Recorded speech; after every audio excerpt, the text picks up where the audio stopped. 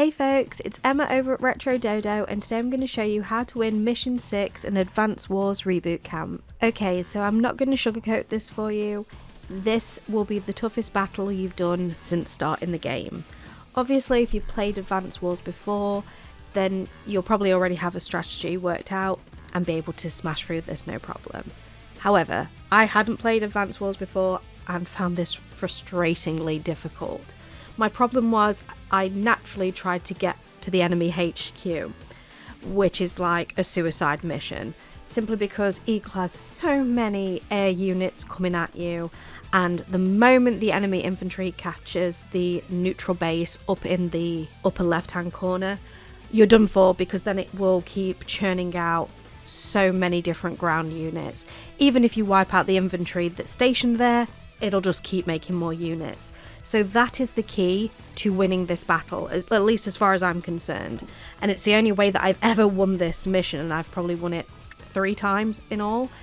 You need to stop the enemy capturing that neutral base. It's not really going to be a very easy task, but what you need to do is, you see the enemy battlecopter that's at the lower bottom half of the middle of the screen.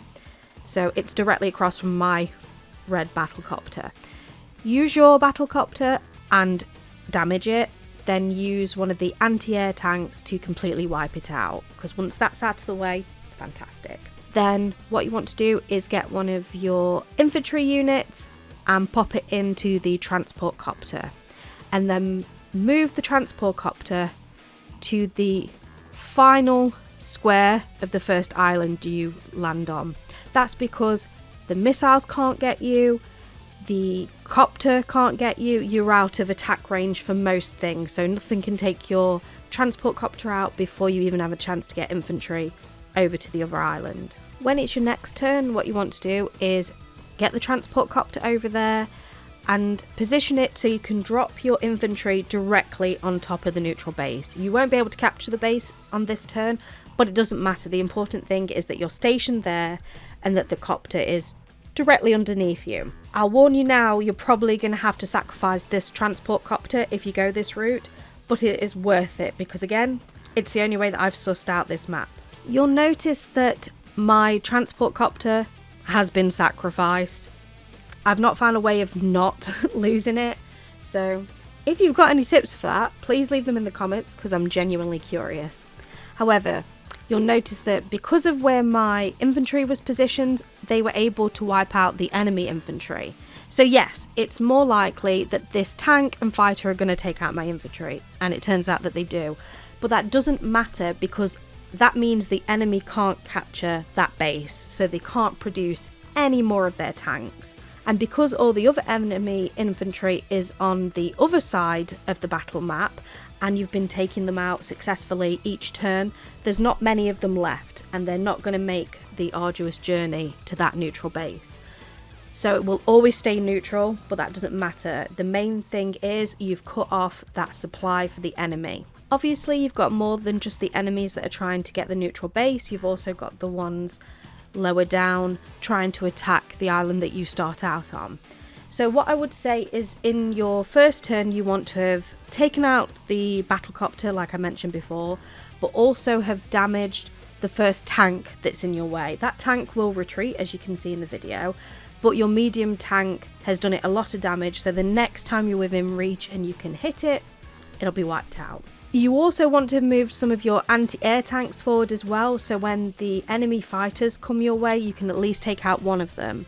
If you don't take out one of them, you just do damage to both of them, which sounds like a good thing, but it means that they can move around so much more and really mess up this strategy. I would say for your missiles, you can risk taking one across the bridge, but leave one on the island that you start out at, and I'd head for those trees in the upper left hand portion of the starting island.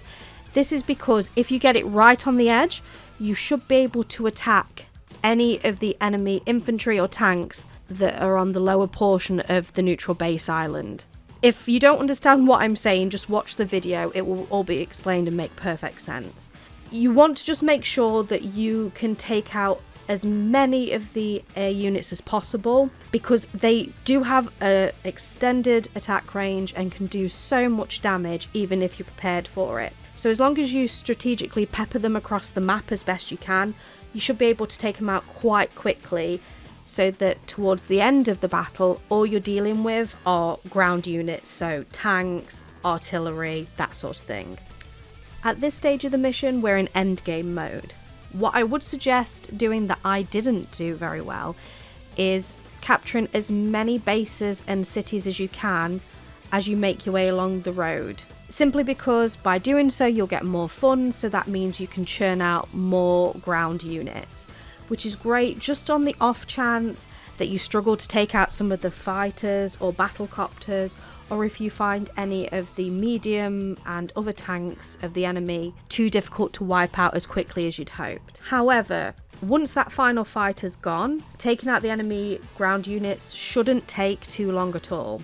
The most tedious one is that solitary little tank that's just up from the enemy HQ, because it will not engage you until you're within its target range. So it'll just sit there and sit there and sit there. And obviously, if like me, you've sacrificed your transport copter, there is no way of easily getting your infantry over there other than going up the road in your tanks and wiping out every single enemy unit. But although it's a bit of a slog, you've got it done. And if you follow this guide, or as always taken some tips and tricks from it, you will get roughly an A rank, possibly even an S rank if you figure out a way to keep that transporter copter alive. But considering that I once did this mission and got a C rank, which I was devastated by, I think an A rank is pretty good going for such a tough mission. I really hope this guide has helped, because like I said, I found mission 6 to be an absolute nightmare. And yeah, I will see you in the next guide, so enjoy the battles until then.